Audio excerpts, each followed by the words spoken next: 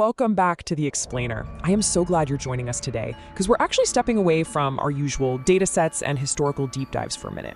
Instead, we're going to systematically break down the chilling anatomy of an unexplained midnight intrusion. Let's just dive right into this. We're examining a documented, utterly terrifying anomaly that plays on literally one of our deepest human vulnerabilities, the sanctity of our own homes. I mean, what happens when the absolute safest place in your world is breached by something you just can't understand?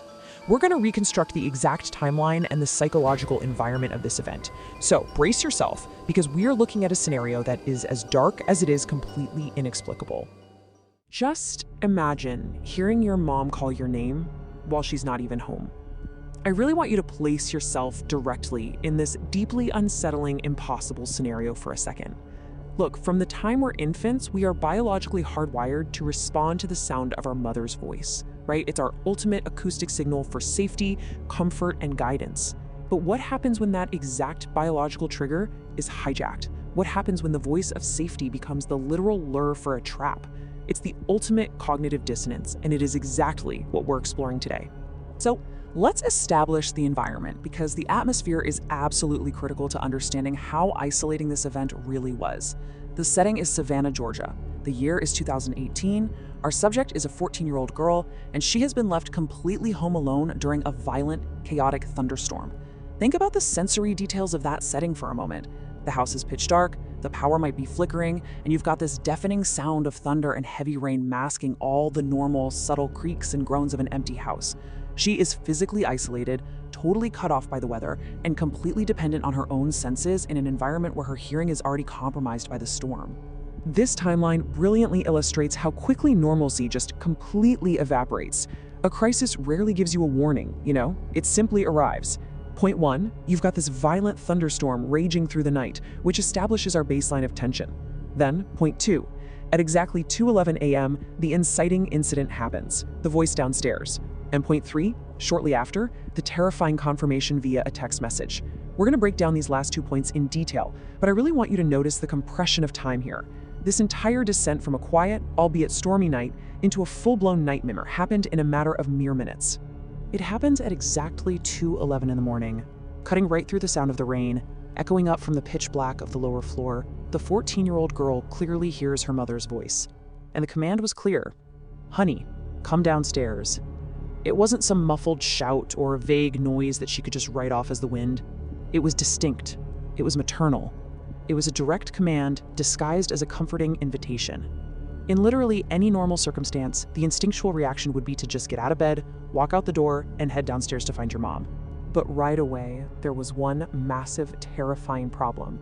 Something that shattered her sense of safety before she even took a single step toward her bedroom door. The 14-year-old girl suddenly remembered reality. Her mom wasn't just out running a quick errand. Her mom was working the night shift. She was miles and miles away from the house. So the absolute crucial point here is, whoever or whatever was standing at the bottom of those stairs, perfectly mimicking her mother's vocal cadence, was an intruder. Let's map out her immediate psychological and physical reaction, because it followed a very natural, panic-driven sequence. Step 1. Realize the impossibility. Her brain completely short-circuits trying to reconcile the sound of her mother with the undeniable fact that her mother is at work. Step 2. Shake with fear. A massive dump of adrenaline hits her system as that primal fight-or-flight response takes over. And step 3, lock the bedroom door. She chooses flight, or, well, fortification.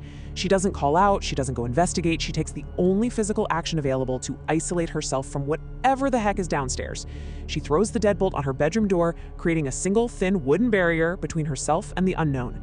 She doesn't call out, she doesn't go investigate, she takes the only physical action available to isolate herself from whatever the heck is downstairs. So she's sitting there in the dark, her door locked, her heart absolutely pounding in her chest, straining to hear any movement over the sound of the thunderstorm. And then the tense silence is violently broken, not by a footstep, not by the voice again, but by a single sudden buzz. One notification. Her phone screen lights up the dark bedroom. It's an unexpected reality check intruding on this terrifying isolation. And this brilliantly illustrates the sheer horror of her situation. Let's logically deconstruct this conflicting reality. On side A, we have the auditory reality she literally just experienced. Honey, come downstairs, a physical presence inside the house. On side B, we have the digital, objective reality she's reading on her glowing phone screen. A text from her actual mother that just arrived reading, "Don't leave your room, I'm still at work." Just look at the conflict there. This is exactly why the situation elevates from a scare into a true psychological nightmare.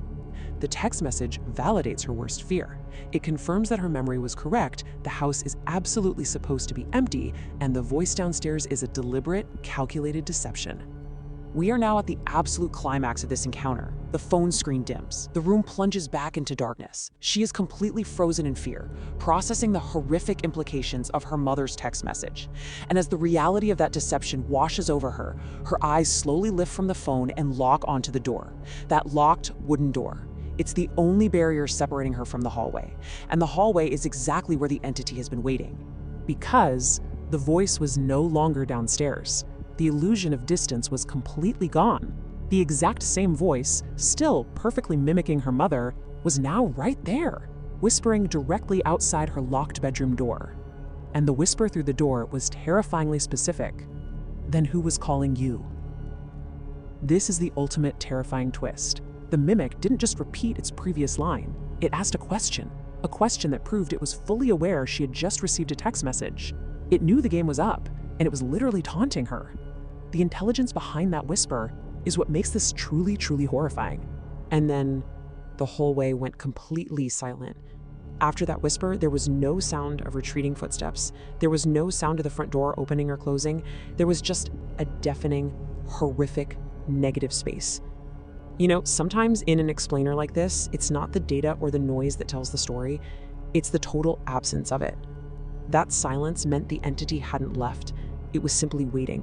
This fact drives home the absolute, chilling certainty of the event. She wasn't alone. This wasn't some trick of the wind, this wasn't a vivid dream brought on by the thunderstorm. Someone or something had intentionally entered her home, perfectly replicated the voice of her primary caregiver, and actively attempted to lure a 14-year-old girl out of the safety of her room in the dead of night. And when the lure failed, it closed the distance and proved it was standing right outside her door. Which brings us to the most unsettling fact of all. The voice was never explained. No intruder was caught.